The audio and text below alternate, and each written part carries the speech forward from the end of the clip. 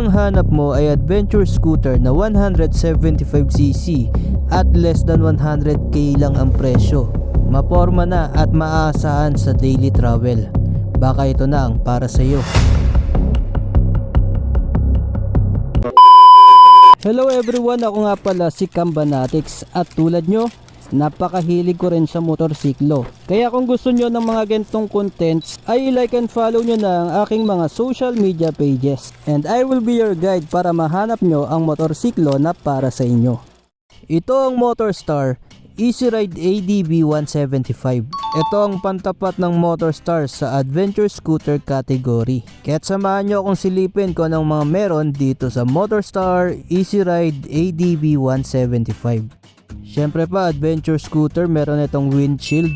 Naka-smoked windshield na nga rin ito. Naka-fixed lang siya at hindi adjustable. Maganda rin ang design ng headlight nito. Meron itong 4 na LED projector lights at meron ding daytime running light. So maaasahan natin na solid ang pukol ng ilaw niyan.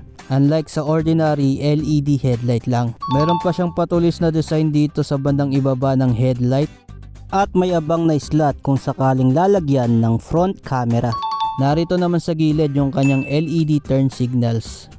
Meron siyang decals dito sa bandang kaliwa na Motorstar. At dito naman sa magkabilang gilid sa bandang ibaba ay merong 175. Para kitang kita talaga na 175cc itong motor na ito. At meron itong black na front fender. So any color variant ng Motorstar ADB 175. Lahat kulay black yung front fender. Meron din itong round reflectors sa kanyang front fender. Ang front suspension nito ay naka telescopic fork. Ang rear suspension naman ay naka dual shock absorber with canister na nga yan. Ito din ay naka alloy mag wheels at ang gulong nito ay naka dual sport tires. Kaya pwede sa mga lubak, sa mga off-road, mas maganda yung kapit ng gulong. Ang sukat ng front tire nito ay 110/80 by 14 at ang rear tire naman ay 130/70 by 13. At yan ngang mga gulong na yan ay naka tubeless na rin. Ito ay naka disc brake sa harap at likod na preno nito. Dito naman sa manibela, ito ay naka naked handlebar. Sa left switch nariyan yung turn signal switch, horn button, beam switch at meron din itong pass light button. Sa right switch naman nariyan yung electric start, headlight switch at engine kill switch. Kulay black ang handle grip at ang brake levers nito at bakal yung kanyang bar end. Ito rin ay naka fully digital dashboard.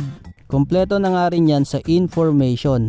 Nariyan yung speedometer, tachometer, odometer, fuel gauge at ang clock. Parang touchscreen din ito. Nasa gilid ng screen yung kanyang pindutan ng set. Sa bandang ibaba naman narito yung kanyang ignition. Nasa tabi na rin ng ignition yung bukasan ng fuel tank at ng seat. Sa kabilang side naroon yung kanyang pocket at meron din dong USB port para sa device charging. So narito nga sa baba yung kanyang fuel tank. Meron itong fuel tank capacity na 10.2 liters. So mahaba-haba na rin yung biyahe niyan bago mag-refill ulit kung full tank. Ito ay may average fuel consumption na 40 kilometers per liter. Dito rin sa tabi kinakabit yung kanyang battery. So nung kinabit nga namin yung battery nitong ADB 175 ay kinailangan pang tanggalin yung upuan. And speaking of upuan, meron itong malapad na seat at napakalambot nga niyan. At meron na ring naka-emboss na Motorstar logo. May seat height ito na 770mm. Naka-upright seating position ang rider dito at may option pa para sa cruiser. Malaki rin yung capacity ng under seat storage nito. So marami na rin kayong may ilalagay na gamit dyan. Pero kung sa tingin nyo bitin pa yung 20 liters na seat storage niya, ay meron pa siyang built-in na top box bracket. Lalagyan nyo na lang ng top box para sa additional storage. Maganda rin yung pagkakadesign ng body niya. Meron pa siyang butas dito para sa aerodynamic. Meron lang siyang strip decal at Easy Ride 175 na decal. Meron siyang manual pull na footrest. At maganda rin yung design ng kanyang pipe. Naka-sporty pipe nga ito. Meron din itong mahabang tire hugger para iwas sa mga talsik ng putik. Mas madaling linisan. Syempre pa LED na rin yung kanyang tail light. pati na rin yung kanyang turn signals. Meron din siyang reflectors sa kanyang rear fender at late light para sa plaka. Sa kabilang side naman naroon yung kanyang air filter at ang kanyang CVT. At dahil nandito na tayo sa kanyang CVT, narito ang specs ng engine netong Motorstar Easy Ride ADB 175. Ito ay 4-stroke, 2 valves, single overhead cam, forced air cooled, may exact displacement na 168.80cc, compression ratio na 9.7:1, bore and stroke na 61.5 by 57.8mm, at ito nga ay naka GY6 engine. May maximum power ito na 11.5 horsepower at 8,000 RPM at maximum torque na 12.4 Nm at 5,000 RPM.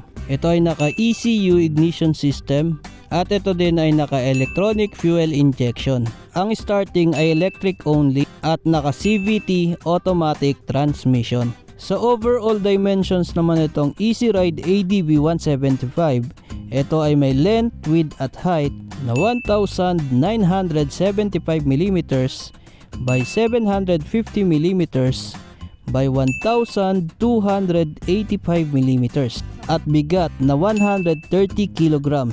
Itong Motorstar Easy Ride ADB 175 ay may presyong 89,890 at available sa mga colors na black, white at gray. At available sa lahat ng Motorstar branches and authorized dealers nationwide. Anong masasabi nyo dito sa Motorstar Easy Ride ADB 175? Nagustuhan nyo ba ito? I-comment nyo na yan sa ibaba. Don't forget to like this video kung nakapagbigay ito ng idea sa inyo. Anong motor ang gusto nyong i-review natin sa susunod? Maraming salamat sa inyong panonood at kita-kits ulit tayo sa mga susunod ko pa na videos.